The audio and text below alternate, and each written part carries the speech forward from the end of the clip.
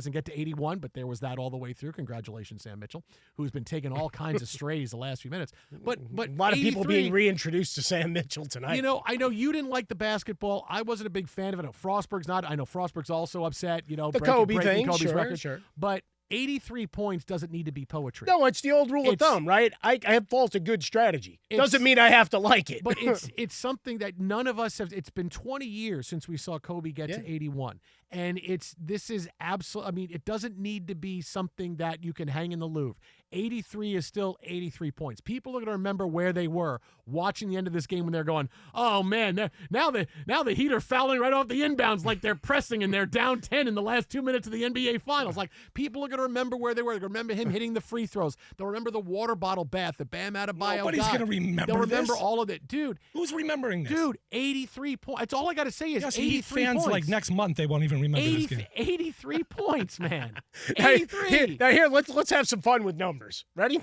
I just need one number, 83. No. Before tonight, what do you think Bam Adebayo's career high was in a game? 37. 41. Okay. He got to 40 once. All right. This was his 625th career game.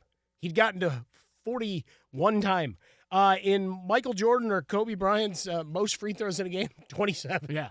I mean, in terms of trying to do all the different, let's grab all the numbers and put them together, right? He'd gotten to 38 points twice before this and had 17 career games over 30 points. Oh, that's say it worked and the strategy worked, and you got there, and he made enough of his 43 free throw attempts to get there.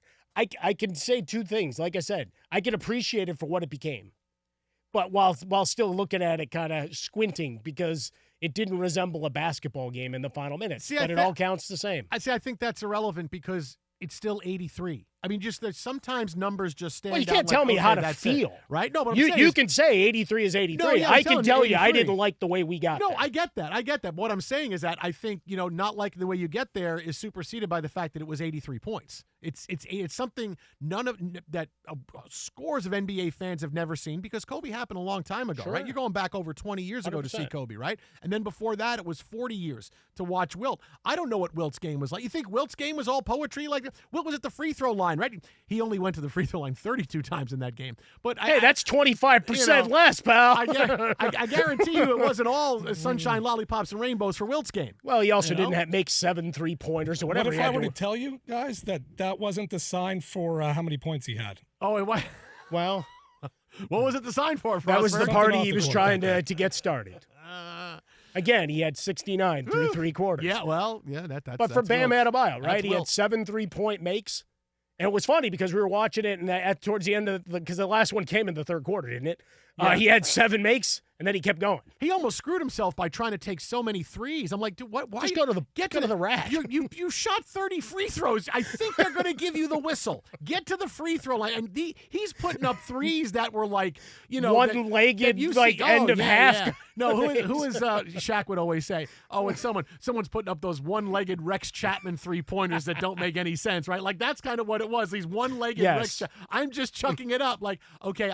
I get that he thinks I'll get the call from beyond the arc and go to the free throw line, and he actually did a couple of times. I'm like, what are you doing? But it's also why are you calling he didn't get mugged. A couple times they did, and they didn't call anything. Yeah. There was one post up where he literally did a 2-hand throw of a guy like he was eliminating him from a WrestleMania Battle Royale. But again, guys, this isn't even in the same stratosphere as Kobe's 81. Just stop because it's 83. Frostberg. I get it. It's not. It wasn't. You don't. It wasn't the game Kobe. I remember seeing Kobe's game. Trying to put this up on a pedestal, but dude, it's still the second most points. Yes, but the Jets got Geno Smith. That's way bigger. Dude, this is on the grand scale. Hey, the Geno Smith move will be remembered by more people than this game. You don't even like Bam Adebayo. You're just stalling here for Geno and the Jets. Listen, I just want you guys to all know, okay? I just want you guys to all know. It cost me a lot of money to get the Wizards to lay down. I said, hey, can you let somebody score 83 points tonight, 82, 83, so I don't have to talk about Geno Smith going to the Jets? And they said, you got the money? We got you. And I said, okay, great. And it worked out because, hey, I didn't think Bam Adebayo. I mean, I sent out a blanket email to every NBA team playing tonight because I actually sent one out to, hey, Minnesota, could you let Luka, go for, 80 some odd, and, without LeBron, that's a bigger thing. Minnesota said no. But, I got an okay because it's the Wizards. So I got an okay back from the Wizards, like, yeah, okay, whatever you guys. Okay, that's See, what's fine. great about this is this comes on the heels of them canceling Magic City Monday, and you're flat out saying, hey, lay down for me.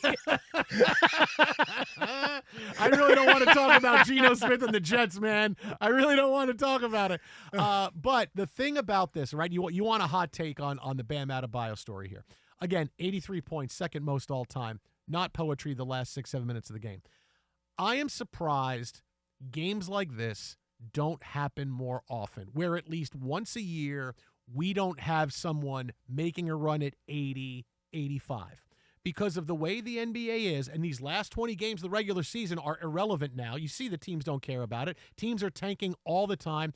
Every night, every game is a 20, 25-point win. Teams are scoring 130, 140.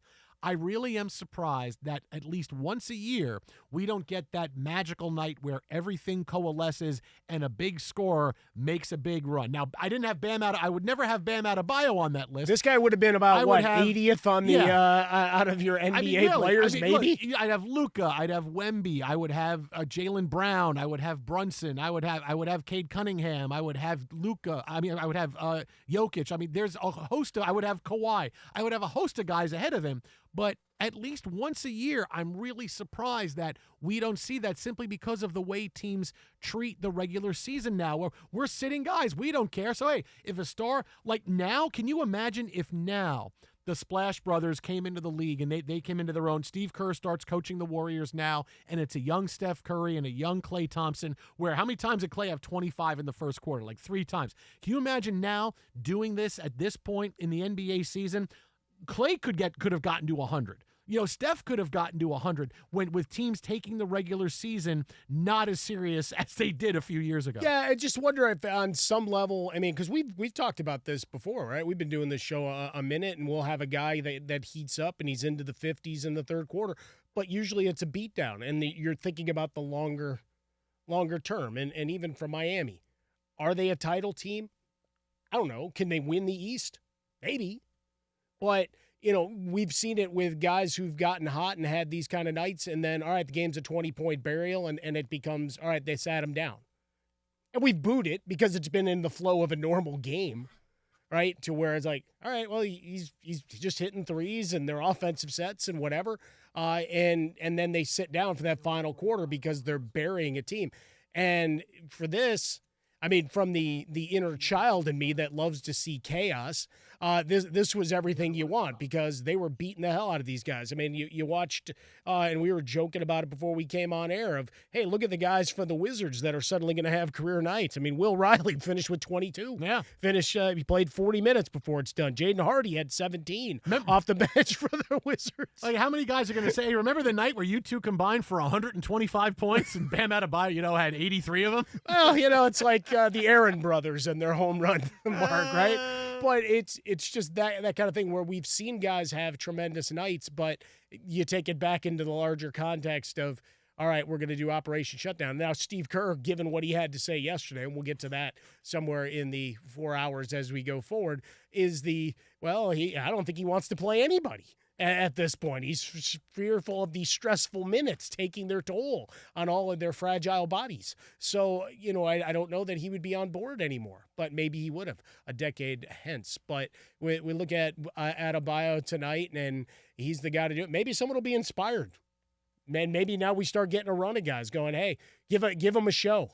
Give him a show. Just do it. I don't, because you see how it was okay tonight for Bam to take all those shots at the end just to get to 83. I mean, it's not like I could say I could see it happening a whole bunch of times, but at least once a year, you have a lot of things go right. You have to have things go your way. You have to be able to you have to make your free throws. You got to be able to hit a few threes. I mean, you need all of it going, and that's still getting to 80 is incredibly difficult. But the way that NBA teams now just sit there and don't put their guys out there or don't put their good players out there, or they sit them down in the second half and third quarter, fourth quarters of games, like how is a star not had a heater of a night that at least once a year we're like, hey, tonight's that night. Tonight's at night. Kobe's 81 could go down. We're going to be saying tonight's at night. Bam Adebayo's 83 could go down. That just doesn't roll off the tongue the same way. Bam's 83. Bam, 83. Bam, bam. Wow. I need like an emerald. Bam, bam. Yeah, Emerald will come in and do the bam, 83. No, he's trying to sell me a convection oven or something late night. Buy this bam, 83 convection oven. No, they put it together and do the No, same. I like the that. promo. But we got to look at the schedules now for Washington, Indiana, and the Kings. The rest of the slate. Where are your scorers who can heat up and suddenly put a charge into things?